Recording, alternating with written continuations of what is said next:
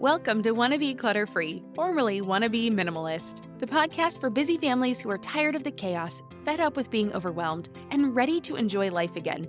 Each week, we talk about how to let go of the clutter so that you can focus on the things that actually matter. And it's not just physical clutter. We talk about the mental and emotional stuff too, because if it's holding you back, it's time to ditch it. I share what I've done in my own life to declutter, organize, and calm the chaos, but you won't just hear it from me. There are amazing guests too. It's practical, doable, and simple for those of us that want to be clutter-free. Well, hey there, my friend. Welcome back to the show. I'm Deanna Yates, and you are listening to episode 171 of the Wanna Be Clutter-Free podcast. On today's episode, I'm chatting with Mell Hashey about what it was like to sell 80% of their family belongings and move halfway across the country, how that led to their set of family core values, and what made that change successful for their family. She shares some fun stories, so make sure you stay tuned to the end to hear all about how they've implemented these family values. But before we get into our conversation, I want to say a big thank you to you for joining me today. I hope you know how grateful I am that you are here with me, and my intention is that you will learn something today that will help in your daily life.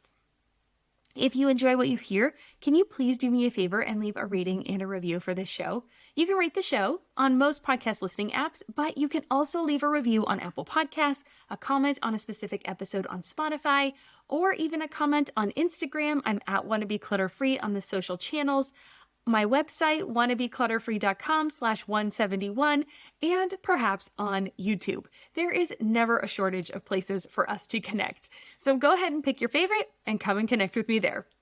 But I would like to share a review I received recently. Love Being Debt-Free says, and I quote, "Great show, 5 stars. I love the advice about teaching children not to second guess themselves. Awesome." End quote. Well, I am glad you loved that one, being debt-free. It's one of my biggest aha moments from learning to declutter with our daughter when I was teaching her how to do it and what we were doing. So I am so happy that it is helping you too.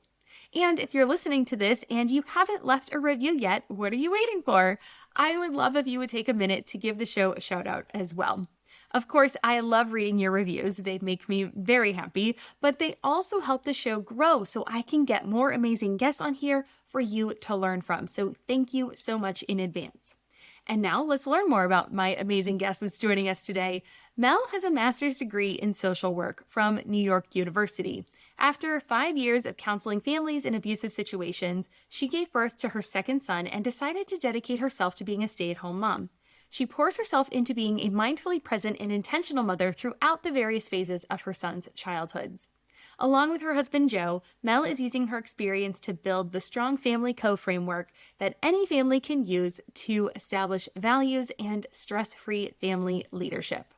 So give this episode a listen, and when you are done, head over to wannabeclutterfree.com/171 to get the show notes for today's episode with links so that you can connect with Mell. Plus, there are links to all of the resources we mentioned on the show today.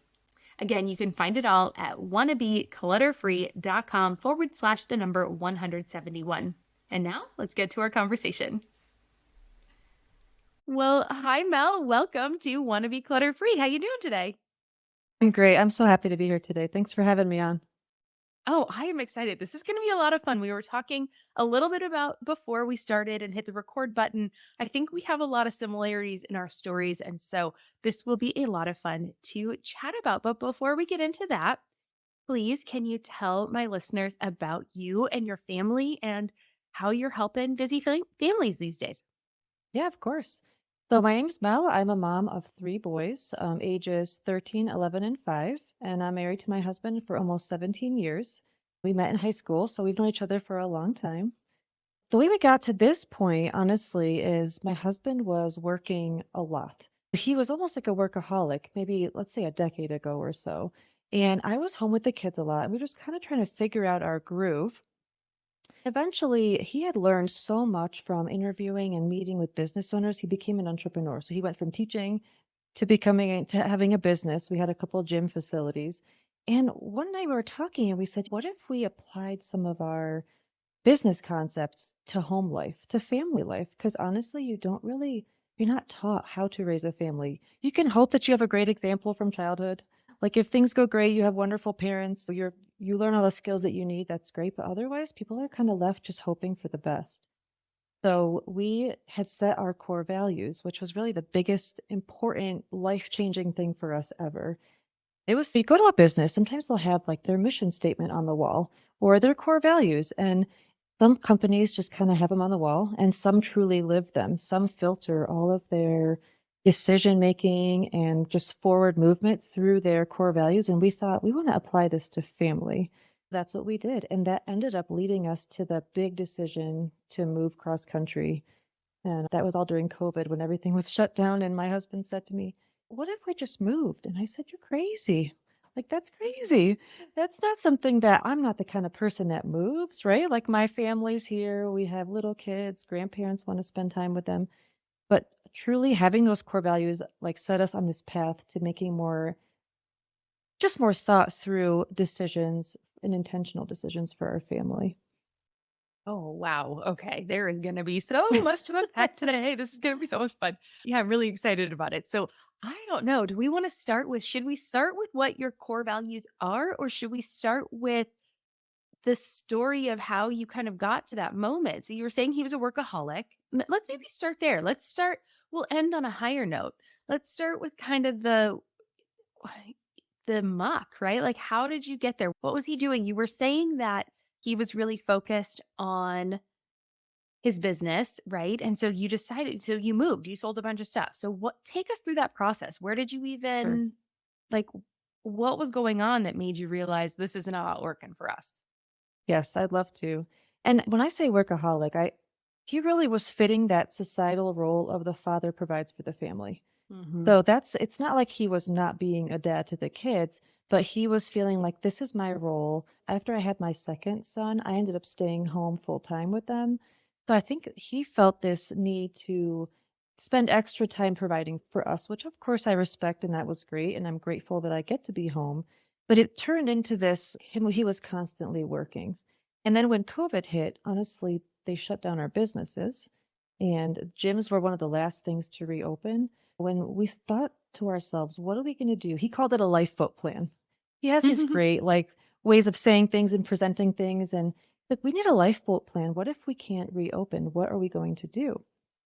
And that's when the idea of moving kind of came up. But I love how it came up. So my husband and I decided during COVID, we're going to start walking together every day to stay connected. That was really important for us because even if a couple days go by that we don't have like 10 minutes to chat, we start to feel a disconnect. So on one of these walks, our older two were at home and then we had the baby in the stroller. He just kind of said to me, "What if we moved?" And that just blew my mind. It wasn't something that I had ever considered. I had to literally pretty much had a panic attack, not to the degree that, you might imagine, but just all these questions in my mind. This isn't something we can do. You're asking me to step out of my comfort zone. What does that mean? But then this kind of calm came over me later that evening, and I thought, this could be something interesting. We had set our core values before this, which we'll chat on later, but one of our core values was being adventurous. We need to filter this decision through our core values. Does it match? Are we going to just stay here because it's what we're used to? Or are we truly going to live by our core values and not just have them hanging on the wall somewhere? The very next morning, I woke up and I printed a list of the 50 states. That's really how this happened. We didn't have like a place we were thinking about going. We just knew that we wanted something adventurous. We have three boys. We want more opportunity for them, more outdoor opportunities, whether it's hiking, biking, whatever, just parks and all that kind of stuff. And we landed on Colorado after a couple days of discussing. We flew out a few weeks later, bought a house, and there was a long process between buying the house and actually moving. It was like about a year that we rented it, and then we had to sell our house. I was homeschooling that year, so it's a whole other story. Oh, right. Yeah. I mean, COVID. Yeah.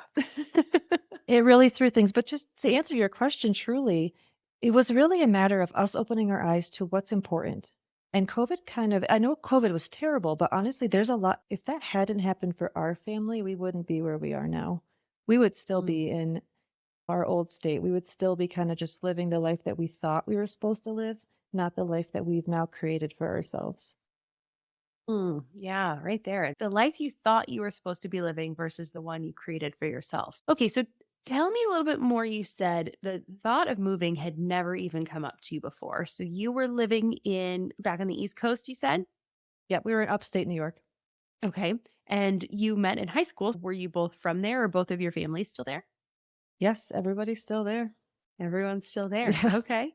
And so you had never lived anywhere else.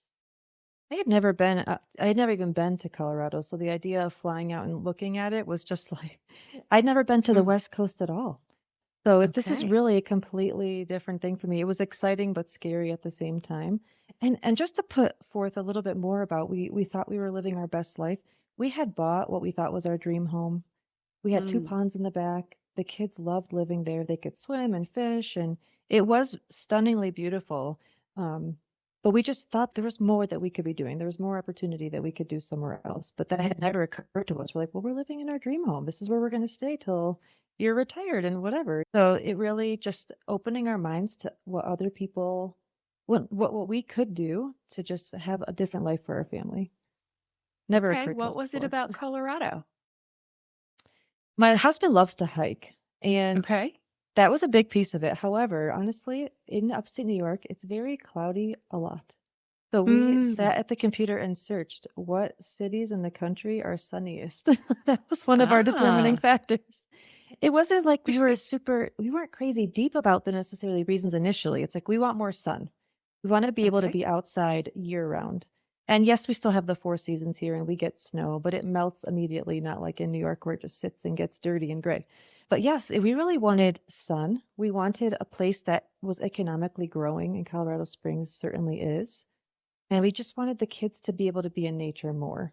So those were our big determining factors. And then also maybe people are wondering, well, what are you going to do for work? Because oftentimes people will move because they have a job offer somewhere else. And COVID also allowed us to try on for size what it would be like to manage our business from home. And it was difficult, but we thought we could manage this. We have a great team in place. If we move, we can still manage from home. A lot of those things had to fall into place, and it took us that year to sell our home and do all these different things to be able to finally like, get in the car and drive. Hmm. Do you mind me asking what the business is? Yes, we have fitness facilities. So we had 3 gym Okay. locations at the time. Yep. And my husband also does consulting, so that's from home, which was Okay. helpful. But yeah, we had 3 gym facilities. Do you still have the gym facilities? Yes, we do. We So they still manage survived. them. They They survived through did. COVID. We had to close one, unfortunately. Okay. Just turnover of people working was really tough. I think that's in many industries now. Mhm. So we consolidated to 2 locations, but they're doing really well. Nice. Okay. Congrats. That's Thank you. great. Okay. So you still have the gym facilities, and then he does consulting. And so those are the businesses that he runs that you're talking about. I just wanted to make sure I Yep. knew what those were. Yeah, of course. I And don't, we also have yeah. we have a couple Airbnbs that we have in Colorado just as an Okay. investment. So we've got our hands in a lot of pots, but it's good. Nice. Do you mind me asking if the cost of living was effective for you moving from upstate New York to Colorado?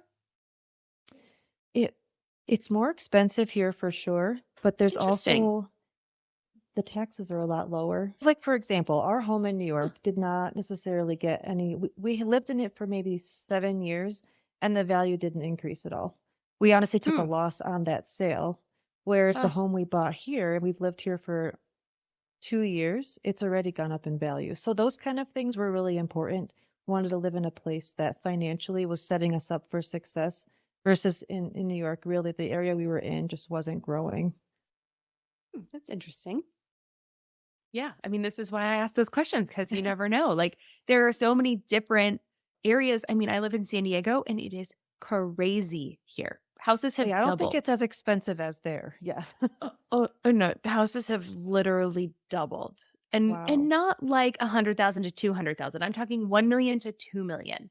Like, it is Oh. insane. I don't like we currently rent and I don't know like if we'll ever be able to buy a house here just because I mean $2 million for a house, like a house that was built in 1970s, it's 3 bedrooms. It's not even like a mansion. Like it's insane. I know, We'll see if and that just part this stays. I hope that it works out for you. I mean, this is what comes to mind. When we first bought this Yeah. house here, we rented it for a year and it did really well. So when we finally moved in, I told my husband, I said, I feel kind of guilty living in this house because we could live somewhere that's a little bit Mm. more affordable and then we could make money on renting this. But after we discussed it, he's like, we've worked hard for 15 years on our business. Husband, like I mentioned earlier, was gone a lot. I mean, he was teaching Mhm. for a while and had the business, so he was gone 12 hours a day.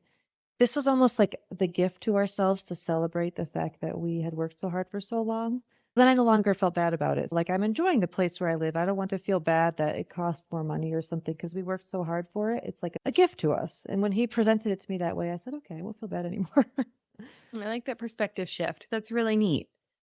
Let's take a quick break to hear from our sponsors who allow us to produce this podcast for you. I'm Margaret. And I'm Amy. And together we host the podcast, What Fresh Hell? Laughing in the Face of Motherhood. Margaret, I would say you're sort of a where are my keys kind of mom. Correct. Sometimes a where are my kids kind of mom. While you're, Amy, more of a we were supposed to leave 35 seconds ago, mom. I mean, touche. In each episode of What Fresh Hell, we come at a topic from our usually completely opposite perspectives. I bring the research. And I bring kind of the gimlet eye. Like, is that research really going to work, people? And almost 10 million downloads later, we're still laughing. We also talk to experts in the parenting field, plus parents with stories we can all learn from.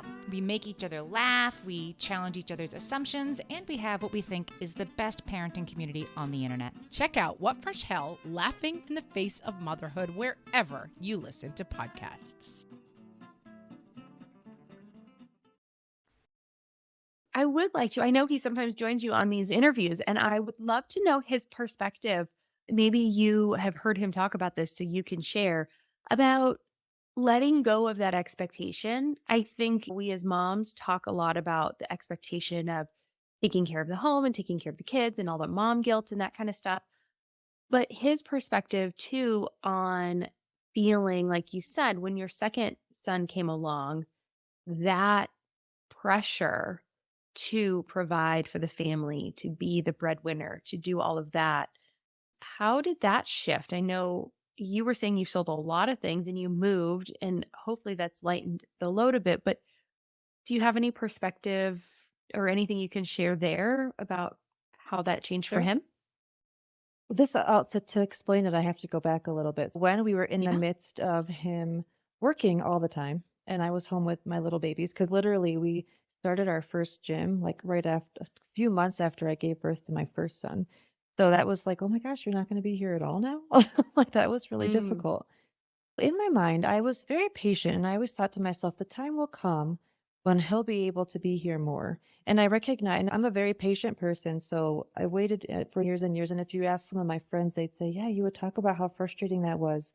I would drive home from picking up my son from daycare because I did work for a little while at the time. And I'd see couples walking down the street, like pushing their baby in the stroller. And I was like, I don't have that because he's at work till basically after the kids are already asleep.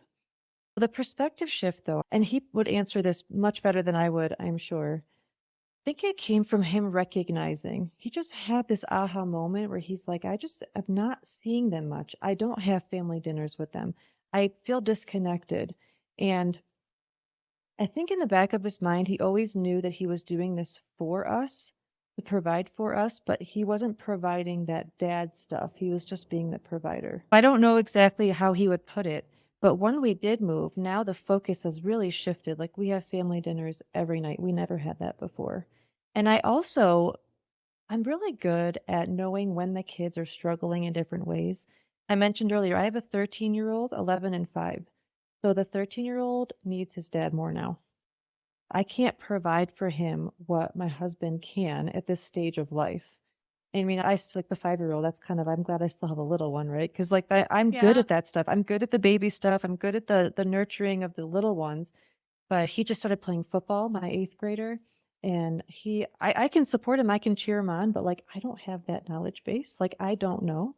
My husband played football in college, so so I think he just recognized with my gentle pushing, we call it constant gentle pressure. Not like, hey, you're not around, like the kids need you, what are you doing? It's more like they're getting older. They're going to need you a little bit more. So I think part of it was my patience with reminding him that's important. And then he really had to recognize that on his own. And I think when COVID hit, that shifted for him because he thought, well, hey, if I'm not leaving the home to go to work all the time, I need to be here and be more present. So I hope that gives some perspective, but it Yeah. really was him just taking it by the horns. And then me as being the supportive partner, just kind of nudging that along and not avoiding it because I knew it was going to come to a head eventually. Like the kids are going to Mm. recognize that you're not around. Well, one thing you said there early on that I think is really interesting was you noticing the other families pushing the strollers and doing things together. And I think for people listening, that right there, that little tidbit, like how do you know when something is a problem? It's when you recognize it almost in other people, right? Like you probably, if that didn't bother you, you wouldn't have even noticed that there were couples pushing that stroller together. But the fact that Mhm. you noticed it means that it bothered you. Because there are things that happen around us all the time that we don't even notice, that never even make it into our conscious mind, that we just are like, oh, yeah, or you take it for granted. And it's because those things don't bother us. But that particular thing really bothered you because it was an issue. So I thought that was really interesting because I get people, I hear that question a lot. Well, how do I know if something, well, do you notice it? Does it affect you? And that's just a good way for people to see, I think, that in practice. I appreciate that. It really does. And I mean, I still remember driving and seeing that because it was a particular couple that like I worked with that mom. It really sticks in my mind very clearly that I noticed that. And I think it's also a matter of you have to ask yourself, am I just doing what I'm doing or are my expectations based on what I truly want or are they just based on what people tell me I should want? Like we've Mm. always done things differently. The majority of people that I know have like a 9 to 5 job. They go home, they do the walk with the baby or whatever. That was never my life. And instead of being angry about it, I wanted to find some better way. And then fast forward 5 years, we moved and like found our better way, but it took patience and thought and intention. Before we get to your core family values, I want to talk about how you said you sold, and I don't know if you said this on the podcast yet, but you told me you sold 80% of your things Mhm. when you moved or you got rid of them. Tell us about that process. What was it like deciding what to keep, what to move, and how did that affect your family? It's a great question. I actually really put thought into this because you had told me ahead of time that's what we would focus on. And I thought I really want to think back and like put myself in Yeah. those shoes. Because honestly, when we first considered moving, I recognized I was going to have to list my home back in New York, Mm. and I loved my house. So that itself was just an emotional struggle. And being able to tell the kids this is what we're going to be doing because they weren't necessarily very pleased. And I do have a story about that I think you'll enjoy. And I was also homeschooling that 1 year because I just didn't want the kids to be doing online learning. They were only going to be able to go in 1 day a week. It just wasn't going to cut it for us. So all those things coming together, I had to tell myself one step at a time. Like literally, what do I have to do today to move forward? And the kids would be like, "Hey, when we move, can we buy a four-wheeler?" And I'm like, "That's like step 10,000. Like that's not even like I'm on step 1 of how am I going to show this house tomorrow when I have homeschool paperwork everywhere." So we had this system of these bins where like we take everything down, put them in the bins, put it in the garage, everything would be clear. We'd have to head out and we also had 2 dogs at the time, and we just had to have this system, but I had to tell myself, "I just need to think about right now, today, one step at a time." But the actual part of, like, what are we gonna keep and what are we gonna move, there's a couple different things. I have a brother-in-law who lived nearby, and they were basically in need of better furniture. Like, all of my big furniture, we gave them. When we visited them last summer, I'm like, "Wow, this is, like, all my stuff." I felt great knowing that it went to someone who's gonna use it, and some of the stuff was, like, my dad built my furniture when I was a kid.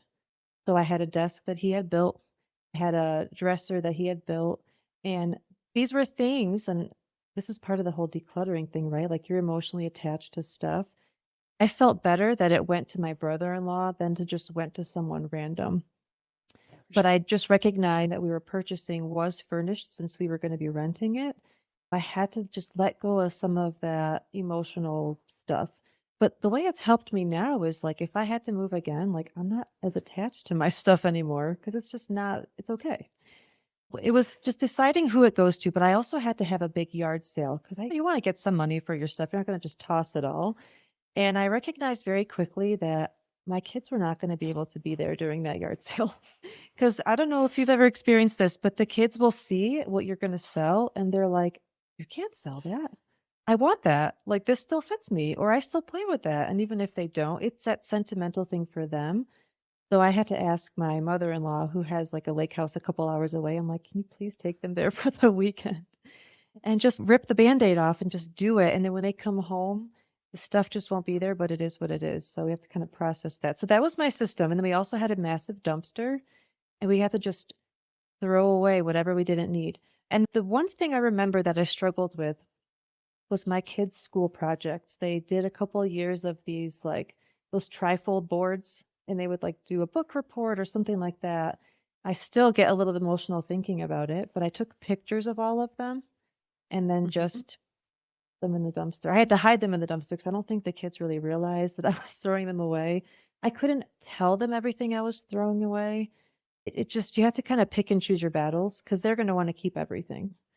So those are some of the things that like highlight for me. But it was an emotional thing. I also knew where I was heading. As an adult, I can see the big picture. Like, we're going to a really cool place. It's beautiful there. The stuff doesn't matter. It's our family that matters. It's our values that matter. We're going to go on this adventure together. But the kids don't always have that kind of perspective. So if I can share a story about my middle son. Yeah. So Actually, the before you older- get to that story real Yeah. quick, I want to just jump in with a couple things, a couple tips I had thought of. So one thing that works well for us in our home with the kids' things, for those listening, is selling the big thing, right? So our daughter sold her Barbie dream house and used the money. Actually, I'm going to back up. She had a toy kitchen, which was sold and then repurposed into the Barbie dream house. And then the Barbie dream house was sold and repurposed into the giant Harry Potter castle, Lego castle. Oh, So wow. it was easier to sell those things when you said you get the money and you get to spend it on whatever toy you want. In future, that might be a good way to help sell their things if they're not quite sure. You can be like, would you like to upgrade to something else? What's on your wish list? That's a great idea. Thank you. And then the other one that I thought of when they were talking about, which would be really great, and I haven't done this either, so it just kind of popped in my mind and I want to try it for the kid projects, is when they bring those projects home at whatever age they are, take a video of them explaining it to you. Yes, And that would've way been you great. have, yeah, I'm thinking about it too. Like, our daughter did a roller coaster. I have a picture of it, but gosh, wouldn't it have been great to have a video of her explaining the project that they did at the age she was? It was it was probably, it was 2.5, 3 years ago now. At this point, it would have been great to have that in the archives. And I would care less about I never want the roller coaster in my house anyway. It's made out of cardboard. That thing was a nightmare. But the video of her would have been great. And just, again, no That's regret. Fantastic. Yeah. But moving forward, I think that's going to be something I implement in our house. So, all right. That's a great idea. You know, that reminds me when my son presented the one in kindergarten about this particular book, and it was like these little Yeah. birds, and the aide in the classroom videotaped it and emailed it to me. I'm going to have to go see if I still have that. I hope that I do. Yeah, I'm sure you'll Oh, yeah. find it. You'll have to share when you find it. It was so sweet. But you're right. Even the point, I love your point about doing it at the age that they made it. That's so much more powerful than, hey, like, you're 10 years older now. Like, you remember this thing? That's a great Mhm. idea. Oh, thank you. All right. So get back to your story. I want to hear the story about you were about to go into. Yes. So my 11-year-old, who I guess was 8 or 9 at the time, he took it the hardest. So our youngest was just like 2 or 3. He really didn't understand what was going on. And the oldest was he didn't have a ton of close friends. He was, yeah, this sounds kind of cool. Let's do it. But the middle one really struggled. And he wouldn't let me hug him anymore. He wouldn't, like, at bedtime, we have a whole routine. And before I would read to them and all this stuff, he just wouldn't let me hug him anymore. I couldn't touch him. He was so angry about this move. And instead of taking it personally, of course, I was upset. And then I would go talk to my husband about it. And I'm sure I cried and all that. But I understood that I need to compartmentalize a bit here because my son is going through something and he cannot see the bigger picture like we see. Like, now that we're here, he loves it. He's thriving. But you're not going to go back and say, hey, I told you. Like, that's not helpful. At the time, I came up with this idea. I'm going to start leaving him notes in his bedroom, like hidden notes. And they'll just say things like, I love you, or something from the day that I want to tell him because he wasn't really letting me communicate with him face to face. I need to find a way to stay connected. So initially, he would find the note and he would look at me and he would rip it. So yes, he would like stare at me in the eye and he would just stare it. And like, of course, that broke my heart, right? But I was like, okay, I'm just going to be patient and I'm just going to stick with it. And after probably a couple weeks of that, he would start opening it and reading it. Initially, he would just tear it. Now he was reading it. And then eventually he would say to me, tonight you can hug me, but just hug me. And like, I think because I was seeing him progressing forward, it like gave me just the motivation to keep moving and keep writing these notes. And of course, the older one was like, where are my notes? I'm like, well, you're not struggling right now. I might have ended up writing some for him as well, but I poignantly remember the one for the middle son because he was struggling so much. And eventually he was able to process through this. Because I think as moms, sometimes, especially if we're home with the kids all the time, they will direct their feelings towards us. I don't think he was truly angry at me. He was angry at the situation. And I was able to separate that out and do this whole note thing with him. And I'm so glad that I did. And he's doing phenomenally now. Well, it's good to hear that it was a happy ending for sure. That had to have been such a struggle to go was. through as you were going through it. And it's easy to look back and say, oh, it was just part of the process. But in that moment, I can imagine your heart was breaking. And I had someone tell me one time, I'm so thankful for this woman. She was the woman that was watching our daughter when she was little. She was, I think, 2 at the time. She told me because I was struggling. I was just like, it's not fair. Our daughter is so mean to me. Like, I just don't get it. Like, I get all the crap from her. And she said, it's because you're her safe space. Yeah. You are the place she gets to let it down. Like, you are the place, you are the person she gets to like just have those emotions with. She doesn't get to have those elsewhere. She doesn't feel safe elsewhere. And so that perspective shift changed my entire life with my daughter, like changed my entire relationship with her from being the victim of why does she treat me so badly to she's going through something. She needs me to be here to be that space for her. So I am so thankful to that moment in my life. It was so eye opening. Let's take one more quick break to hear from today's sponsors. And when we come back, we will keep talking about these perspective shifts and get into those core family values. I completely agree. I totally get what you're saying. And this will happen sometimes where the kids will be seemingly fine and then they'll turn around at you and then they'll show how they're actually feeling. And you're like, wait a minute, I thought you were totally fine. Like, why did you just turn around and show me that you're not? But then I remember, because I agree, I have the same perspective where they feel safe enough with me to show me that what they're actually going through. You don't want your kids to fake it with you, but it's also a matter of you can't take it personally. They're not mad at me. They're mad at whatever they're going through. So knowing that helps you kind of push through. Yeah. I mean, they're putting on the brave face for everybody else, right? That's the deal. Yes. That's what I took away from it. Like, and I do it too, right? Like, we all put on our front when we leave and are putting ourselves out into the real world, quote unquote. And having that place to retreat to and being that person then made me feel so much special. I was like, oh, yeah, I get the crap. No, it's almost like a great thing now. Like you get treated Totally. a little bit less kindly sometimes, but it's because you're in this amazing position in your life. Yeah. Yeah, for sure. So it helps me get through those rougher days. Yeah. Yes, I agree. I appreciate the reminder too. Yeah. No worries. You reminded me to remind you. So it all there you works go. out. It's a lovely little circle to remind myself as well. And our daughter is 10. So we are in for a few years, I'm sure, of some fun. So it's a good reminder at all times. You'll be more prepared with that perspective, I think. Yeah, I think so too. So I have promised that we would get to this point, but I want to know, what are your core family values? I am very curious to know. Sure, I would love to share them. I just want to preface it by saying a lot of times people who don't have core family values, they might want to just jump and like take someone else's, but it's really a unique thing to your family. And we do have a process of how to create them, but ours are have gratitude, which is like the biggest thing. Always try to find silver lining, something we're thankful for, regardless of what's going on. The other one is be genuine, where we have an identity as a family, but each individual person within the families, of course, has their own skills and talents and abilities, and we celebrate that and try to find things to just to help like create that more in that person. The third one is wanting to be together, which I love that one. So the kids eventually are going to grow up and go on and have their own lives. And we want them to still want to be part of this family. We want to have fun together. And we do it. We enjoy each other's company a lot now. I mean, we live under the same roof, but we truly live together. We don't just like live in our own separate little worlds. So we want to, that oftentimes helps us, like in the evening, if we're bored, we come into a room, we hang out, something fun will happen. Like out of boredom comes creativity. But people could easily just retreat to their own corners of the house. So we try to live together. Another, I think I mentioned earlier, is be adventurous. And this is like stepping out of your comfort zone. It can be things like hiking, but it's more doing things that are outside of your comfort zone. And then the last two are personal accountability.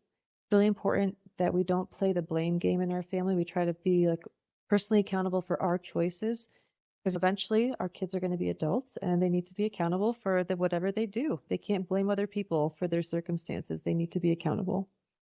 And finally, personal development. So we're forever learners. And I think I've heard you say that before.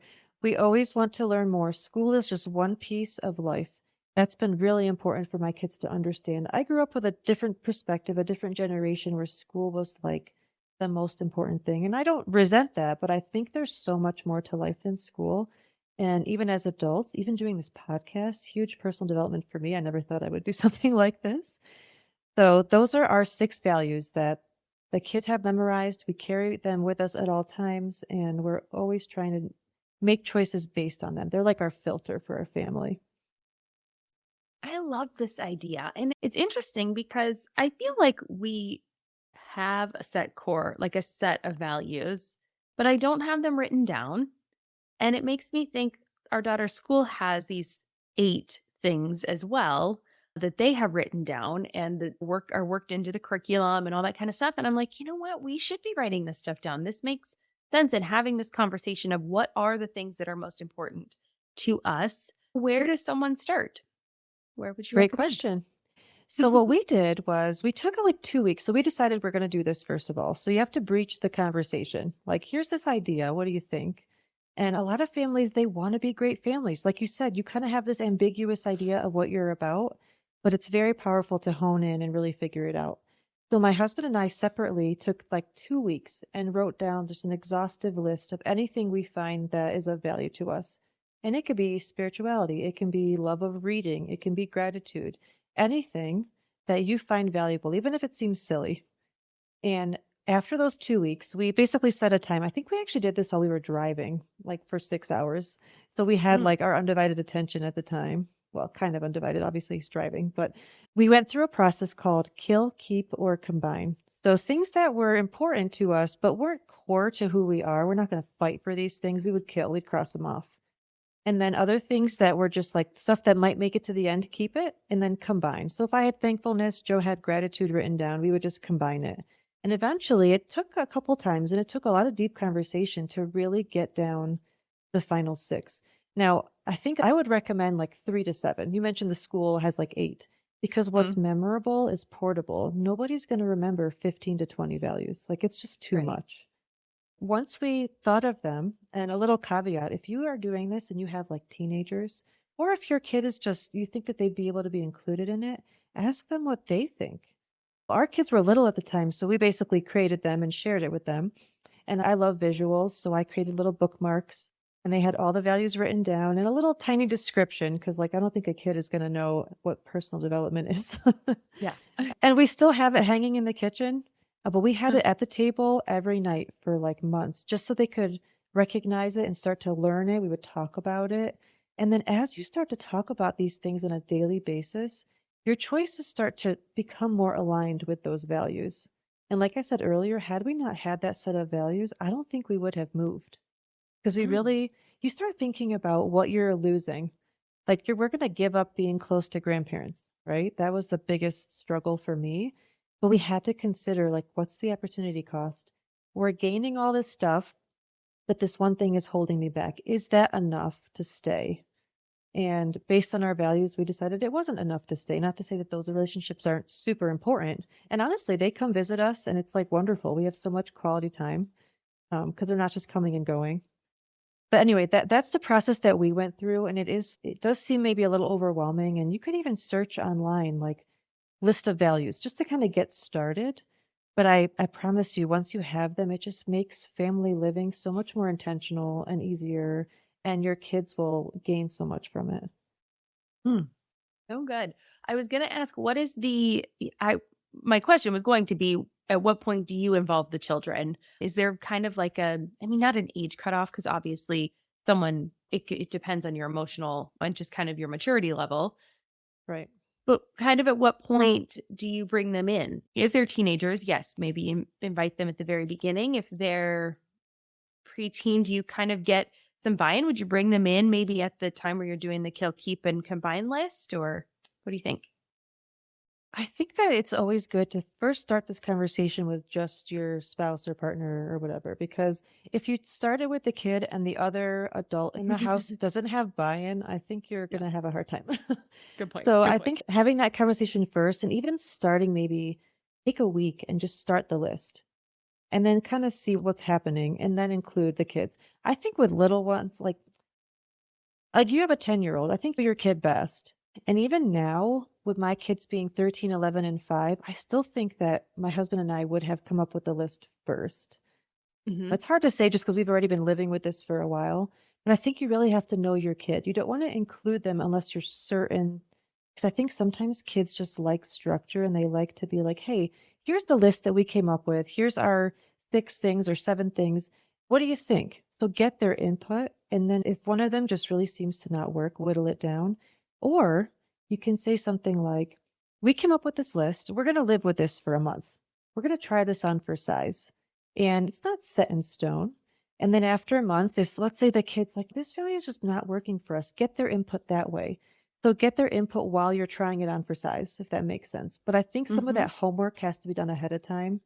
Otherwise, it can be overwhelming for the kid. Like, what is a Okay. value? What do you mean? You know what I mean? That might not even Yeah. be on in their vocabulary. Sure. Sure. That makes sense. Yeah, I think our daughter would be a little more understanding since they have these at school, right? These 8 that they're Yeah. constantly referring to. I think she would understand, like, oh, okay, I have these at school. We're going to have them at home. But again, I agree with that concept of, yes, make sure you have the buy-in first from the other adult. And probably the same way in the way you do a lot of different things in your house, especially if they're new things like moving or decluttering, or depending on, I always tell people start with yourself when it comes to decluttering, because until you go through that emotional process, it's really hard to understand what other people are going through. Um, and so I always tell people to start with themselves. And it's kind of the same way if you're looking at these core values, you might want to think about them yourself. So someone's listening to this, they want to bring this up to their partner. Any tips on how to bridge that conversation? Well, they could play this part of the podcast if they want to have For sure. us explain it to them a little bit. I mean, so the core values are one component of our strong family path that we talk about on our podcast. And honestly, everything flows from the core values. Hmm. So I think even just checking that out would be helpful. But if you're a family that you want to be a great family, you just want to define it a little more. Like great is almost too ambiguous. You have to be more specific. And it's like an empowering thing. It's not like, hey, Joe, our family's terrible. We need to figure out these values. No, it's like, hey, we got a lot of cool stuff going on. And why don't we try to, like, not, I'm trying to explain how to put it, like, put it on paper, so to speak, so that we truly know what we are, who we are, what we're going to fight for. And then the kids have a more of an understanding of like their family identity. I think sometimes this is the other piece that might be helpful to say to a partner. If you don't come up with your values at home, your kids are going to find them elsewhere. Some of those values they find might be great. Maybe they're on a sports team and they're learning community and they're learning how to work together. That's a great value. But then what if they also are hearing things at school, or they're like have a friend who might not have such great values, or at least ones that you don't agree with? So I think it's important a perspective to maybe say something like, if we don't come up with these values in our home, the kids are going to get them and we're not going to have control over it anymore. I like that. Okay. Interesting. So tell us a little bit more about this strong family path. What does that mean? Sure. So This kind of developed organically over time. It was different things that my husband and I implemented at home, things like a morning routine, things like family dinners and weekly family meetings. And we would have people visit us and they would say, "Hey, this is kind of cool what you guys are doing. Do you have like a system you go by?" And we didn't really have a system. We just kind of implemented things randomly and it was working. We sat down and thought, what do we do every day, or at least on a weekly basis, that helps our family run like a high functioning organization? Again, it's taken from business. What kind of organizations, what do highly functioning organizations do? And sometimes it can sound a little boring. Like when you hear the word meeting, it's like, oh, that sounds terrible. But ours are really fun. And the kids look forward to them. And I'm not lying. Like they are upset if we miss one. Because again, it's time to connect. It's time for us to share something we did that week that aligned with a value. Time to discuss. And like we're talking about buy-in earlier, the kids can bring up any topic they want, and they oftentimes solve the problem. They give the ideas of what to do. So it's not just mom and dad telling you what to do. It's like a whole family system. We all are organized and working together. So the path is truly something that it's just things that we've implemented in our lives that help the family run more smoothly. And it's all based on the values. So that's really the foundation. Like we set goals as a family and as individuals. And like I mentioned, the morning routine, the kids get up in the morning with purpose. They don't just roll out of bed and groan. Like, I mean, they kind of do still when I wake them up, but they have tasks they need to accomplish. They get to contribute to how the family runs in the morning. And it just gives everybody value. Everybody in the family brings value. And it's just a more organized system. And the other one I haven't mentioned is the evening debrief, which is really valuable too. I noticed that in the evening, before I would, like when I'd say goodnight to the kids, that's when they bring up the tough topics. They don't Mm-hmm. want to bring it up at dinner or earlier in the day. It's like right as you're about to leave and go to Mm-hmm. bed and you're like done with the day that they bring up something deep. And I just recognize that as an important time of day. We can't just walk away and say, we'll deal with it tomorrow. I'm tired, because it's not going to come up tomorrow, especially as you get older kids. They're going to forget, or they're going to say, well, she didn't have the time for me, so forget it. I'll go elsewhere. And so it's just like that intentional time in the evening when I sit with the older two. I put the younger one to bed because these topics obviously are probably inappropriate for a 5-year-old. And we're able to discuss, or they need to just complain a little bit or get some input. But again, it's building those relationships within the family. And that's another piece of the path as well, is recognizing that you are a family as a whole, but within that, there's all these microsystems. There's like each individual, there's siblings, there's each parent to each child. Like all those different relationships require intentionality and thought. And I think the more you recognize that perspective, you might see, hey, my younger two are fighting a lot more lately. Something's going on there we need to handle. Or maybe mom and dad aren't spending enough time together and they're disconnected. Again, just having more awareness of what's happening inside the family. Evening debrief. I like this. Certain time, like when in the evening do you do this as part of your bedtime routine? In my family, I put my 5-year-old to bed, and then my older two shower, and then they get to go sit and watch TV while I'm putting the other one to bed. And then as soon as I enter where they are, they turn everything off. We do a prayer. I read to them. And oftentimes during the prayer part, we do some gratitude. That's when the topics come up. Oftentimes Mm. things that happened at school. So I don't have necessarily like a total set time, but it's basically right after I put my 5-year-old to bed, I go join them. And that's kind of when it starts. Okay, interesting. All right, have to think about that because yes, that does happen. The lights out, you're saying goodnight for the last time, giving the kiss, and oh, da, da, da, da, da, like Yep, this happened, and exactly. you're just like, okay, mentally, like I had turned my switch off, and I was leaving the room to go do whatever else I wanted to go do that evening, and yeah, okay, so having a time. Yeah, where we could figure out when we could meet before we get to that moment would be great because she definitely needs Right. to sleep. And I feel like that Exactly. would, when she has those moments to talk it out, she does sleep better, right? Because she's not ruminating on it before she goes to bed. Um, but at the same time, I don't want to spend the extra 30 minutes in there having Yep, those conversations because my brain is elsewhere. And it's very exactly. hard for me to remain patient and calm while they're talking through the things. But I think Huh. too, if you like Yeah. make the decision that this is a time that's going to be for this, having that expectation makes it a little easier. Like if I went downstairs Yes. every time and then they brought it up and I was like, oh, again, I have to stay down here. But I go there with that purpose. And some Yeah. nights nothing comes up. And I don't walk in and say, hey, do you guys have a topic tonight? It just Mm. organically comes up. And as a parent, being mentally aware and available to them during that time of day, I think is really valuable. And as Yeah. like my 13-year-old, as he gets older now, like if I didn't set that foundation with him, when is he going to come to me? Is he Right. going to come to me? So I think it's important to Mhm. just have that expectation. And then the kids know too. After you've done this for a while, the kids will know, like, I have a sensitive topic. Right. Here's a time that I can deal with it. Yeah. Right. And just like we go through, and just so everyone knows, I don't do the, oh gosh, in front of her. That's all internal. Yeah. That's all internal. The face is like, hey, hold it straight. Plus, it's dark. It's very helpful. But just like we do other things that are expected, cleaning up the dishes, cleaning up after yourself, tidying up around the house, all those kinds of things. Yes, as you do them, routines, right? It's just any other routine. Once it becomes a routine, it just happens.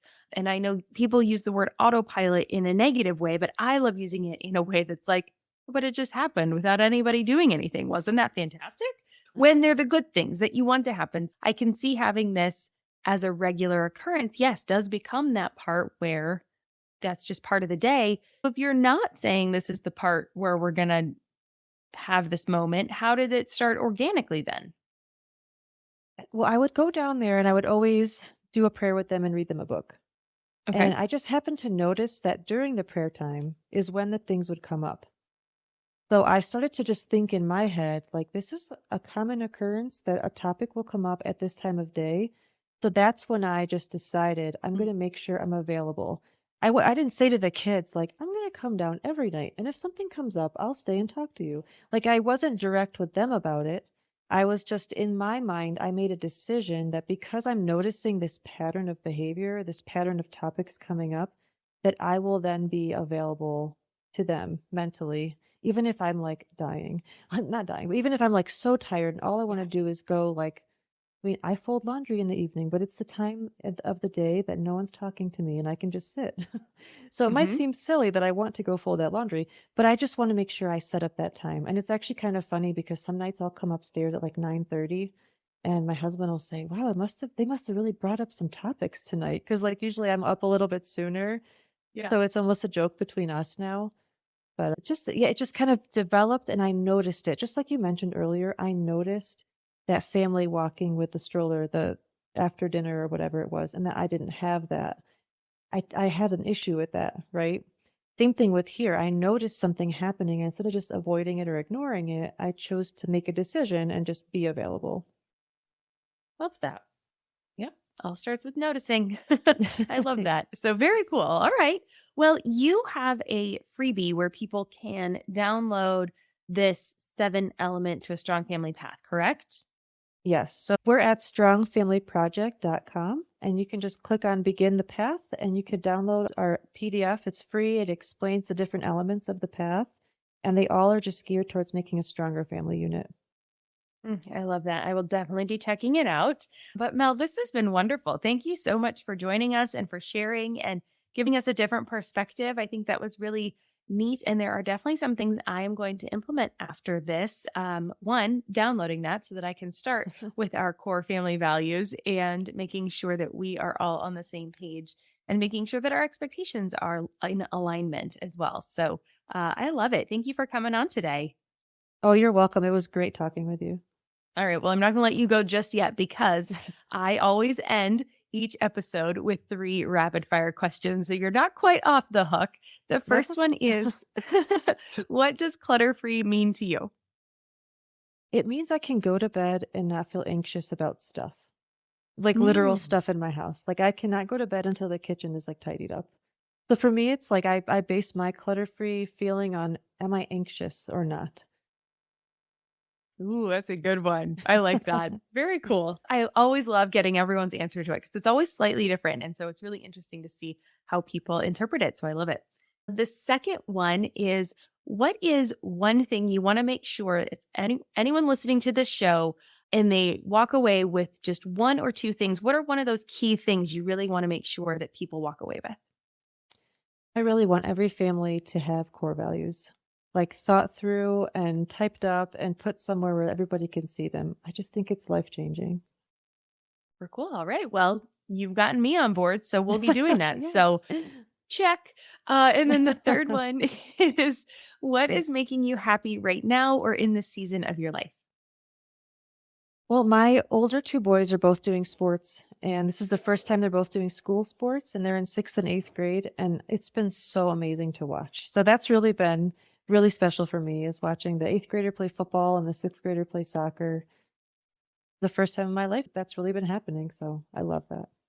Ah, super fun. Very cool. Well, that's awesome. Well, I wish you all the best of luck in this sports season and hope it all turns out well and they have a blast doing it. Yeah. So far, so good. Thank you very much. Yeah, no worries. All right. Well, now you are off the hook and I will let you carry on with the rest of your day. Thanks again for sharing so openly and giving us some really awesome things to think about. Thank you, Deanna. I really appreciate it. All right. Take care. I loved connecting with Mel on our common experience of selling the majority of our belongings to go after a different life with our families. And while parts of that were challenging, neither of us regrets any of it. But I would love to hear your thoughts on the episode. What were your favorite parts? Did you have any big takeaways? Comment on this post on Instagram, or you can send me a DM. I'm at Wannabe Clutter Free on the social channels, or you can leave a review for the show on Apple Podcasts. You can comment on the specific episode in Spotify. You can leave a comment on my website. You can also leave a comment on YouTube. There are lots of ways to connect, but there's also a community we have over on Facebook, so you can join us on the Wannabe Minimalist family group over there and share within that community. There will be a discussion thread for this episode, and we would love to chat with you in the comments. And thanks again to Mel for joining us on the show today, sharing about her journey and her experiences with creating core family values. Remember, you can get more detailed show notes by heading over to wannabeclutterfree.com/171. Again, that's wannabeclutterfree.com/171 to find out more about Mel and the resources discussed on today's episode. And as always, thank you for joining me today too. And with that, I hope you have an amazing day, and I will see you back here next week for a solo episode where I will be talking about digital clutter. Until next time, take care, think clutter-free, and remember, I believe in you. I'm Deanna Yates, and you've been listening to Wanna Be Clutter-Free. I'll see you next week. Cheers.